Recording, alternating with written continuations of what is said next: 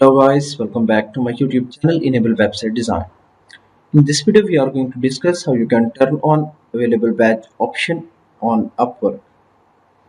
Here you can see on the right side promote with ads. So you can turn on availability badge, boost your profile. So you have these two options.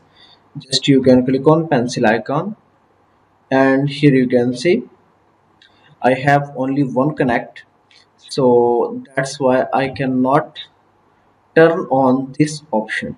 So let me show you.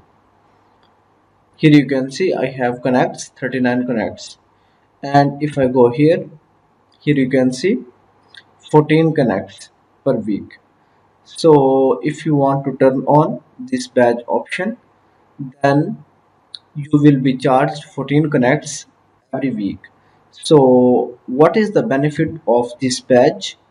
You will get automatic invitations for different projects on Upwork. So to increase your chances of getting more projects on Upwork, you need to turn on availability badge. So thank you for watching video. For more videos and updates, please subscribe my YouTube channel.